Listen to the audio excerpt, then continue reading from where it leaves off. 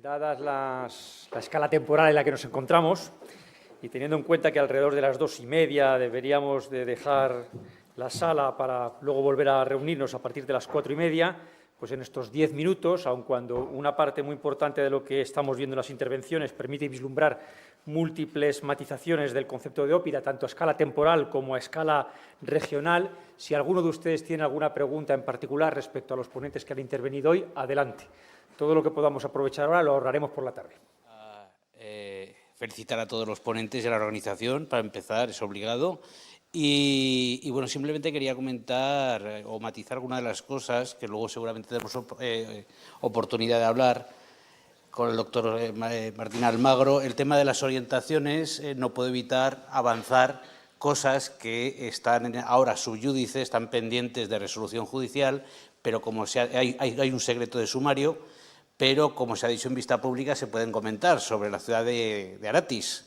En Aratis hay una gran fuente monumental de forma elipsoidal de unos 30 metros de eje y que está orientada al orto del solsticio de verano y al atardecer del equinoccio de invierno. Entonces, tenemos ahí un elemento, pero hay más. En una de las varias necrópolis asociadas a Aratis hay un túmulo diferencial con un muro que está marcando lo mismo, el orto del solsticio de verano, y en un estudio que se ha hecho y que en su momento saldrá publicado, pues en el paisaje tenemos dibujado varios momentos muy concretos de lo que es el calendario solar anual.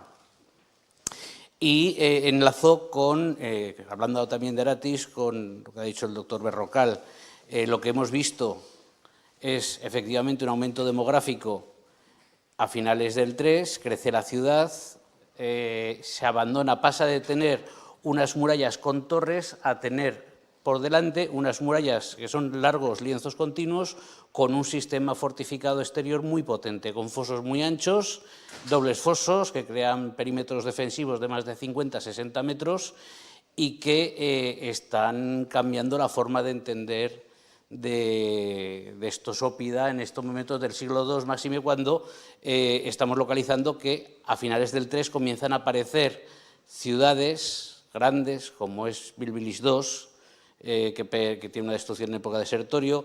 Tenemos el caso de Contrevia Cárviga, que también aparece a finales del 3. Tenemos algún caso más, que son grandes ciudades con una formación casi alveolar de recintos yuxtapuestos, y son lienzos continuos sin obras de flanqueamiento, con grandes defensas exteriores, y estamos localizando ya perímetros defensivos parcelados, es decir, las defensas exteriores están cogiendo una gran importancia. No querría monopolizar ya. Ya está. Muchas gracias. Profesor Manuel Fernández. Sí, bueno, dos cosas. No me puedo resistir a hacer un pequeño comentario con el tema de las migraciones y los isótopos, porque realmente dicen muy poco acerca de la movilidad. En primer lugar, con isótopos solo puedes identificar, en el mejor de los casos, a la primera generación de emigrantes. Si un hijo se entierra con la espada de Latén, te va a salir como local, pero no quiere decir que no haya migración. Y luego depende de la geología. Hay muchas regiones en Europa que tienen una geología tan parecida que te va a dar el mismo valor. Y entonces, bueno, lo he estado discutiendo recientemente con mucha gente. Yo creo que precisamente análisis de ADN antiguo, que se están haciendo ya a gran escala en Neolítico y en la Edad del Bronce, y están comenzando a realizarse también por distintos equipos en protohistoria, van a dar una imagen mucho mejor, con menos resolución cronológica, pero mucho mejor de la movilidad de población, que va a ser también importante para estos fenómenos, no solo en Centro Europa, pero también en la península ibérica. Y luego una consideración más general.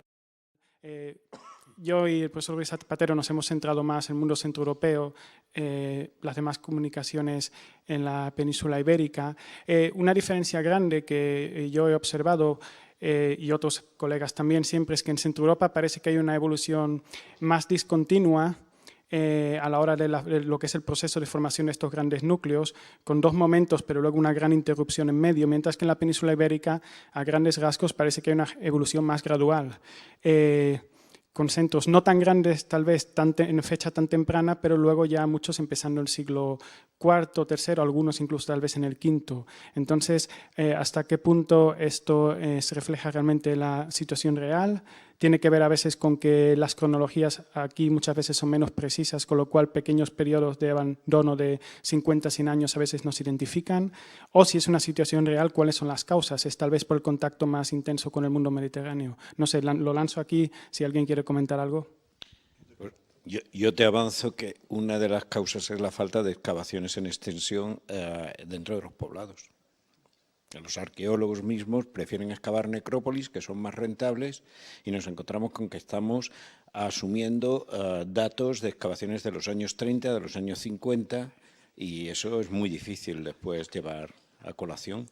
Mi propuesta es que cuando realmente en la meseta norte se ve una transformación y el surgimiento de estos, entre comillas, viejos ópidas, no es en el cuarto, sino más bien en el tercero, inicios del tercero.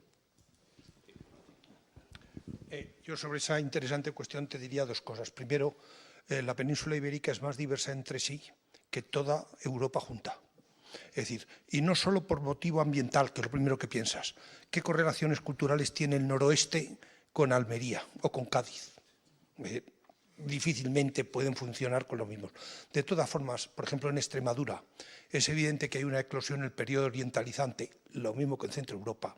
Y la llegada de los Celtici, ahora bastante bien datadas, 410, 400, supone una quiebra. No sabemos demográficamente, porque aún no lo calculamos, pero sí de cambios de asentamiento. A lo mejor Medellín sobrevive, pero sobrevive en 3 o 4 sitios, normalmente se convierte en todo en castros. Esa es la impresión que tenemos. Y luego, desde luego, con la romanización hubiera sido mucho mejor si no se dan los palos que se dan. Las guerras de Sertorio aún no somos capaces de entender lo que supusieron demográficamente. No digo las de la conquista, que también debieron ser finas, porque hay algunos casos que conocemos que los extinguen. Entonces, con fenómenos tan importantes que hay que tener en cuenta siempre las fuentes, que los arqueólogos tendemos a olvidarlas, es muy difícil, por desgracia nuestra, dar leyes generales, aunque debemos seguir tentándolo, porque es lo que nos da más capacidad de conocimiento.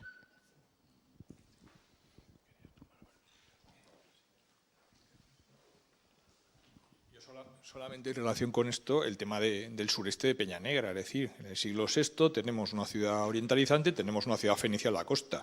Eso quiebra y realmente el modelo siguiente, digamos, no hay una aparición, por ejemplo, la ciudad de Iliqui, hasta época bastante más tardía, seguramente ya época tardo-republicana es cuando va a tomar potencia en esa zona un núcleo urbano, ya con 10 hectáreas, pero digamos, Peña Negra desapareció en 3 siglos, que no tenemos un núcleo urbano que sustituya, digamos, ese modelo, que es un modelo parecido al de Centro Europa, es decir, que es muy interesante. Claro, el tema del ADN es que las cremaciones no se puede analizar, entonces todo el mundo de la meseta o no tenemos muertos reconocibles o a veces con restos escasos, ¿no?, como en Montevernorio, o realmente son cremaciones, lo cual nos dificulta seguir esos procesos. Ahora estamos, por ejemplo, revisando Peña Negra, tenemos núcleos familiares, sería interesantísimo saber si esos núcleos familiares, de dónde vienen, si realmente hay relaciones familiares o es gente que se adosa, no sabemos muy bien y no podemos hacerlo. Entonces podemos, demasiado que podemos plantear modelos y lamentablemente que más nos gustaría que poder avanzar en esa línea, ¿no? Pero vamos, muy interesante, claro. Bueno, no sé. ¿Alguien? Ya que me quedo con esto. ¿Alguien más? No, yo simplemente por rematar y un poco al hilo de lo que decías, en mi época de mercenario de la arqueología, en su momento hice una prospección de 200 kilómetros cuadrados en la zona de lo que sería después la Suessetania, la zona de la provincia de Zaragoza, y allí pude identificar perfectamente numerosos yacimientos de un hierro 1 sin cerámica torno que podíamos situar como más y mucho llegando al sexto. De repente un vacío, desaparecen todos y aparece una ciudad ibérica a finales del cuarto, más bien comienzos del tercero, por no decir mediados del tercero porque no está demasiado bien situado. Y no había nada en medio. Y fue una prospección intensiva, palmo a palmo, de 200 kilómetros cuadrados, que ya es un territorio representativo. Es un fenómeno que puede ser local o no. Lo que estamos hablando, la península ibérica es muy diferente, es un escenario muy compartimentado. ¿Alguna pregunta más? ¿Nada más? Bueno, pues entonces quedamos convocados a las 4:30 de la tarde. Muchas gracias.